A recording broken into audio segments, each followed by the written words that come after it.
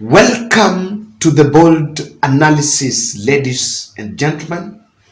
Thank you very much for supporting the Bold podcast. I have missed you. Yes, yesterday I was cooking I really spent better time of my day in town, of course, in the other side of town, trying to cook some very good podcasts that we're going to share later on in the day. Rigathi work has been simplified by Embu Governor Cecil Mbarire because after spending months moving in Mount Kenya, shouting about those they believed were cartels, Embu Governor Cecil Mbarire yesterday emerged to mention those who, according to her, are the coffee cartels. And I paid attention to the list she gave out. I was waiting to hear if the name of former President UHURU Kenyatta is going to be named. And at the end of it, I didn't listen. I didn't hear the name UHURU Kenyatta being mentioned, despite of the fact that Rigathi had been mentioning UHURU Kenyatta as the man behind the Mount Kenya mess.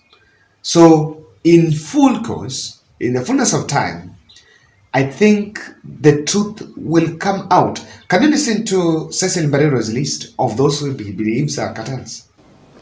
I want to get to the bottom of it without mincing words. One, our coffee sector is predominantly 3 companies. And I'll mention them. I don't know why we don't want to mention them. We have Newman, we have Econ, and Sukafina. Or is it Sukafina? Something like that. They mill in the following companies. Newman has a milling company called NKG Coffee Mill. Ecom has a milling company called Central Kenya Coffee Mill. Sukafina has Kahawa Bora Millers. And Ecom again has another one called CMS Mills Limited. The same companies transform themselves into marketers. Ecom has a marketing company called Coffee Management Services. Newman has a marketing company called Tropical Farm Management.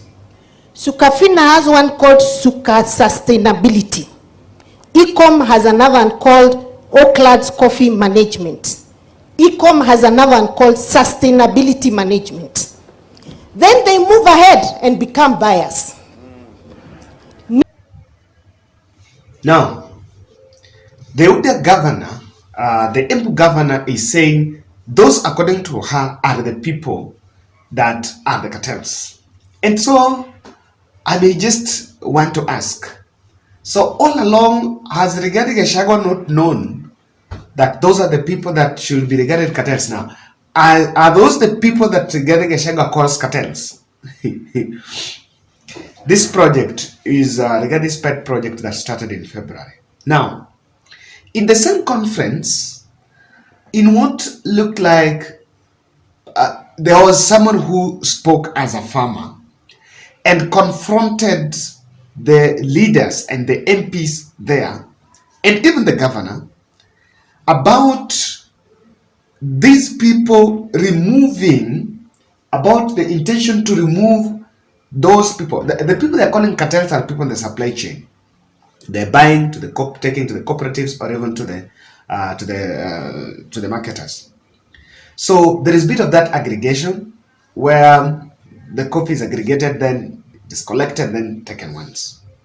So the government is talking about removing these people in the supply chain by asking how farmers will directly sell to the buyers while farmers are also producing in small scale. And that lady asked a simple question, that you cannot have a narrow mind, because to these people that have been doing coffee activism, I think their point of focus has been that we need to do away with those we call cartels. Then you ask, if you do away with them as much as you brand them, how is the farmer going to get the value? Is going to sell, especially someone who is doing at a small scale.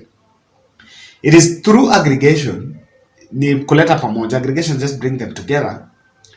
Then it is that they get marketers, and these people who are acting as marketers are also the buyers. They sell directly. So is it going to be possible for someone doing small scale to bring his coffee to the auctioneers in Nairobi? Is it going to be that easy? And so this question is what the lady wanted to find an answer. And she was so specific that even if you call me cartel, but I'm speaking as a farmer. To repeat the question, if it has been answered, answer a different one. Okay, I'll answer a different one. Yeah. For the CS Kuria, he's talked about the DSS. But during our presentations, we said we need to have the 2 windows or the 3. If somebody wants to sell the coffee through the CMA, they depend to the DSS, that is well and good. Allow the farmers to have the options or the alternatives. Let us maintain the direct sale and then see. Sorry? No, I'm not in the market of the marketer, and I'm a farmer. Why? You cannot judge me, I'm a farmer, you cannot doubt me as a farmer, whereby we need to maintain the NCE. Look at the gradings of the coffee. We cannot afford to sell all the coffee through the direct sale, and we've sold coffee. I'm not a cartel, you can use the words, I'm a farmer, and I've never been a cartel. I work with what I have. And that is my feeling. Why is it that we have to go the way you want us to go? You asked us for the opinion, and that's the opinion that I'm giving. Number 2, on the same bill of parliament, you've talked about 10% going to the societies and the factories for running of the management. Here, we are talking about a farmer who is producing 14 million kilos of coffee.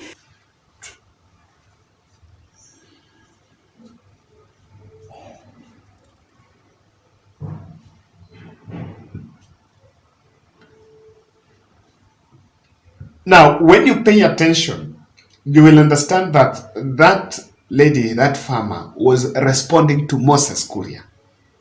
Because a suggestion by Moses Kuria was to, it's a bit of removing all these people called middlemen and maybe finding a way that they can get directly. You know, it is not practical.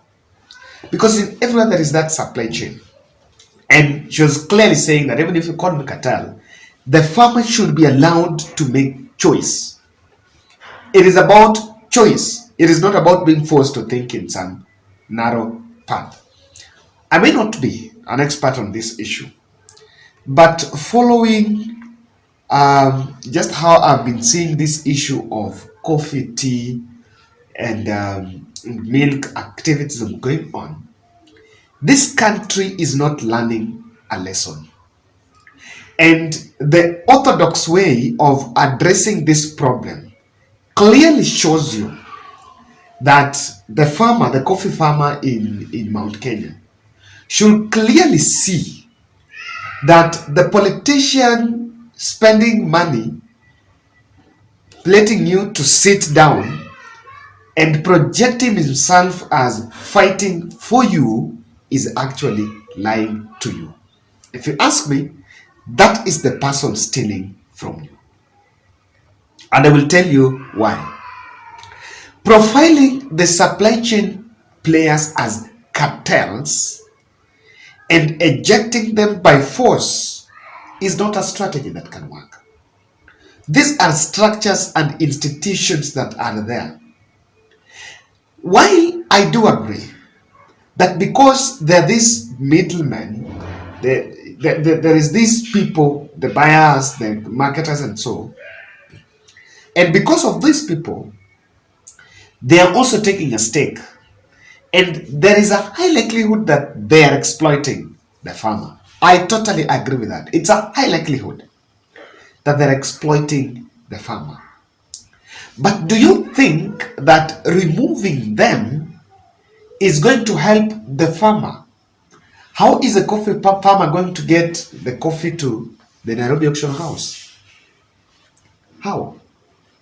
And even in the Nairobi auction house, this problem is not just in, the Gachagua team and these MPs. They seem to be narrow-minded that the problem is just hapo kwa middlemen. I tend to look at it that the coffee supply chain is international supply chain. From the auction house here, the biggest auction house is in UK. No single member of parliament, not even that deputy president, has done a trip to UK to visit the coffee auction house in Britain. I'm told there is one in Britain, then I think one is also in China or something like that. They went to East. So once we're talking about, and recently I think there were some markets, I think Saudi Arabia was opening their markets for direct export of coffee. But in the middle, we are profiling people, and I want to tell you the farmer, as what Cesar Barada is saying. If Rigathi Gachagua wants to solve this problem, it's not by profiling and calling every other person there as a cartel. You cannot remove them, because otherwise, farmers are going to cry for you. Because not all the farmers are going to make their way. Unless, and I can tell you, the devil you're dealing with. You might think that the people that are being mentioned there are the devils. But I can tell you the politician seated there who is bragging that he doesn't have an interest is actually lying. He has an interest. He wants to remove these people and will bring his people, and the same story will continue. It will be reduced by some 2 or 1 shilling. But after some time, you'll get back to where you are, because number one, the politician knows very well that these people is calling cartels. These people are helping you get the market. So what they will do, they will eject these people you are profiling and bring others. But we are not learning. By profiling companies and cooperatives, we are setting the region on fire. Look at what is happening in Kericho. Immediately, residents of Kericho were told that Eketera farms are the problems. The whole thing broke, and it was total chaos, burning of plugging machines, and and it went south. Who lost at the end of the day? The people. Because when there is hostility, the work cannot go on. Even those people who get jobs in those farms cannot get jobs. It is the same thing. You will profile, the next day, some group of youths will start attacking companies, individuals, people who are carrying this coffee, and who will go to buy that coffee. It is very perishable. So this matter must be addressed soberly. Emotions candle. These people are calling cartels, get them. And if the governor is telling you this is it, then why are you wasting time in those summits? You need to call them in Nairobi and sit down with them. Let them tell you their side of the story. Find a compromise. Within 2 weeks, you're sorted with the whole thing, if you mean. But spending taxpayers' money, kachiri na watu, and just profile others, it's not. And the second thing why this issue is not going to see the light of the day is political activism. For quite so long, they have been told Uhuru Kenyatta is the problem. Uhuru Kenyatta is the problem. Uhuru Kenyatta is the problem. Now, you even come to realize that this is a deep-rooted chain. Even Uhuru came and found it there. It was there during Jomo Kenyatta. It was there during Moi. It was there during Uhuru Kenyatta's reign. It is there during William Ruto.